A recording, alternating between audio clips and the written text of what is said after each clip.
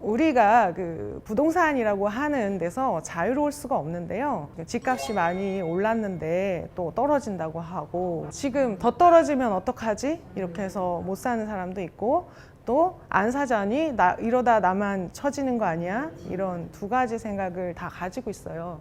제가 경매를 시작하게 된 그 계기와 또 제가 하면서 부동산 공부를 이렇게 했으면 좋겠다라는 어떤 방법을 오늘 말씀드리려고 합니다. 돈은 인생의 전부가 아니다라고 이야기를 하거든요. 그건 돈이 있는 사람들이 한 얘기예요. 돈이 없을수록 돈이 중요해집니다. 그리고 돈이 없으면 돈이 인생의 전부가 돼요. 직장 동료가 이렇게 얘기를 해요. 연예인 누가 경매로 3층 상가주택을 낙찰받아서 1층에는 카페, 2층에는 월세 주고 3층에 거주하면서 건물 관리하면서 산다는데 되게 좋아 보이더라. 너 잘할 수 있을 것 같은데 경매 공부 한번 해보지 않을래? 이렇게 얘기를 하는 거예요. 그래서 그래, 경매를 한번 해보자 이렇게 생각을 하게 됩니다. 제 주변에는 자수성가한 부자, 부동산 자산가가 없었는데 그래도 들은 건 있었어요. 부자들이 부동산 투자를 한다, 이런 거. 그래서 부동산 공부를 해봐야겠다, 경매 투자를 해야겠다, 이런 생각을 하게 됩니다.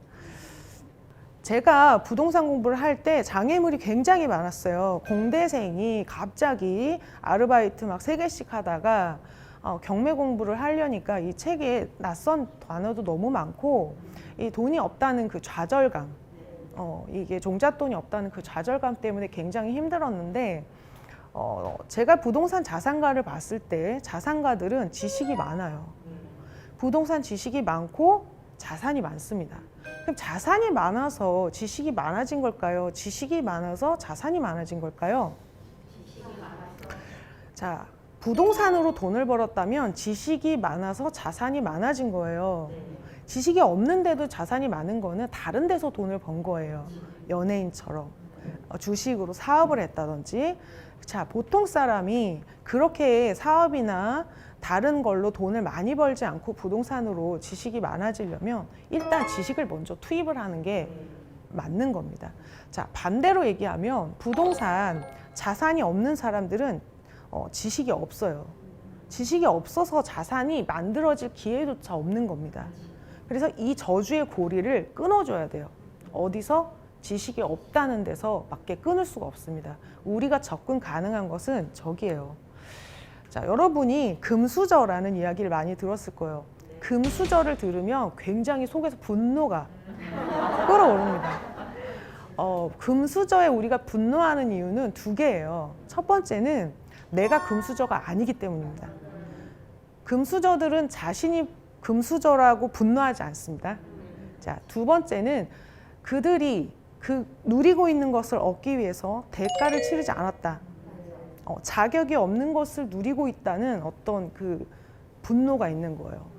자, 그런데 누군가가 부동산 지식이 많이 있다면 그것은 후천적으로 100% 자기가 노력해서 얻은 것입니다. 자, 우리는 대가를 치르고 그 자격을 얻어야 됩니다. 자, 선생님, 저는 돈이 없는데 공부해서 뭐 하겠어요? 돈이 많이 모이면 그때는 공부를 하겠습니다. 이렇게 얘기하시는 분들이 있어요. 자, 그런데요, 이 부동산이라고 하는 게 굉장히 방대하고요. 시간이 좀 걸립니다. 공부를 하는데 굉장히 시간이 걸리고, 제가 2016년도부터 부동산 공부를 했는데 아직도 공부할 길이 많아요.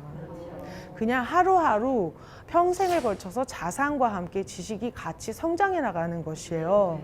자, 제가 부동산 커뮤니티에 있으면서 이 부동산으로 성공한 사람도 보고 실패한 사람도 보게 됐는데, 이 사기를 당하는 유형이 있잖아요. 자, 부동산으로 사기당하는 유형이 굉장히 여러 가지가 있는데요. 가장 흔한 유형 중에 하나가 뭐냐면은, 일단 여러분, 돈이 없으면 사기는 당하지 않습니다. 돈이 있으니까 사기를 당하는 거예요. 일단 굉장히 안심하셔도 될 것 같아요. 돈이 없어서 불편하신 분들은 일단 나는 돈이 없어서 사기는 당하지 않는다라는 거. 자, 제가 보니까 어떤 사람들이 사기를 제일 많이 당하냐면은, 돈이 있고 결단력 있는 불인이들이 사기를 많이 당해요. 자, 돈이 있는데 내가 잘 모르는 걸로 돈을 벌고 싶어 하는 그 마음을 사기꾼들이 낙습니다. 그래서 돈이 없을 때 부동산 공부를 해서 자산이 생겼을 때 이 자산을 지킬 수 있는 지식이 필요한 거예요. 그래서 돈이 없을 때부터 공부를 해야 합니다. 자, 그러면 공부를 어떻게 하면 좋을까요? 라고 합니다. 자, 제가 생각했을 때 부동산 공부는 이 두 가지를 좀 병행을 해줘야 되는데, 부동산에 대한 지식이 있어야 되고 동네를 좀 알아가는 게 필요해요. 자, 제가 생각했을 때 부동산 지식에는 이런 것들이 있습니다. 자, 이 스텝 1, 2, 3는 난이도도 있지만은요, 가장 필수적이라고 생각하는 것을 제가 스텝 1에다 넣었어요. 자, 무주택자라면은 일단 청약이랑 대출, 부동산의 세금 체계가 필요합니다. 제가 굉장히 충격적인 질문을 많이 듣는데, 이 세대의 개념이 없으신 분들이에요. 저희 남편이 집이 있어요. 근데 저는 집이 없거든요. 저는 무주택입니까? 이렇게 물어봐요. 이혼하시면 무주택입니다. 자, 이렇게 말씀을 드리거든요. 자, 이런 기초적인 세금 체계나 입지에 대한 걸 알아야 내 집 하나 사는 의사선택을 할 수가 있는 거예요.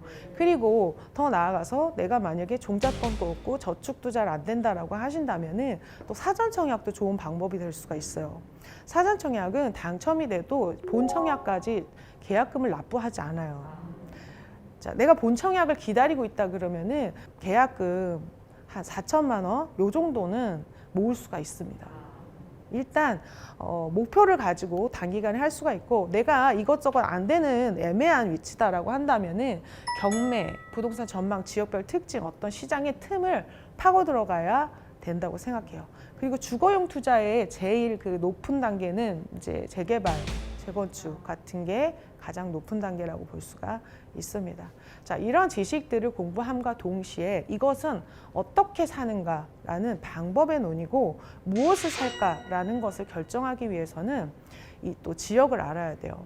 우리 사람들은 한 지역을 많이 벗어나서 살지 않습니다. 이 내가 아는 지역, 그리고 이사 가서 살아봤던 지역, 우리 엄마네 동네, 요 정도밖에 알 수가 없어요.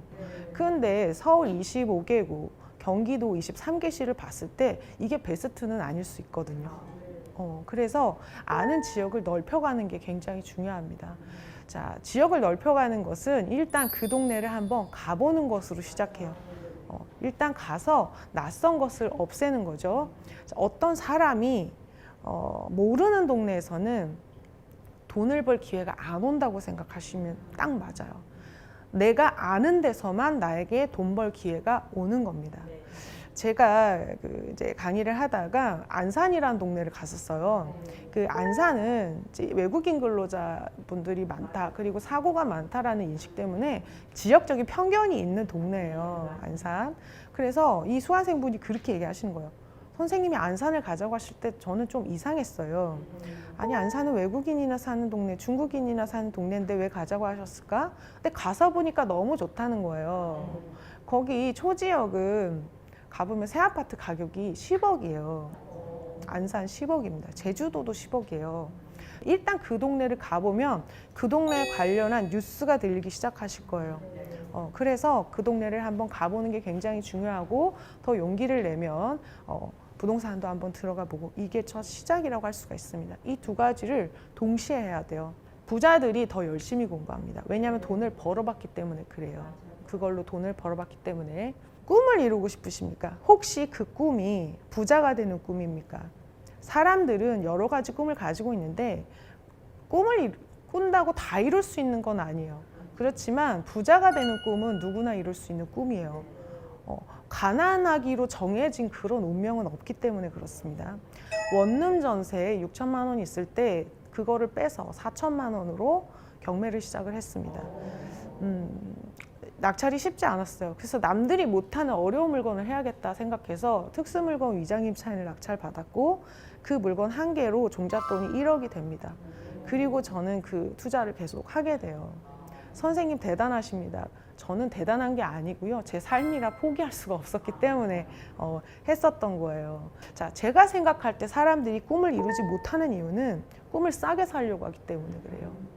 대가를 조금 치르고 싸게 사려고 해요. 자, 대가를 충분히 치르면 다 할 수가 있는 겁니다. 지금 시장이 굉장히 흔들리고 있어요. 자, 흔들리는 시장 속에 기회가 있습니다.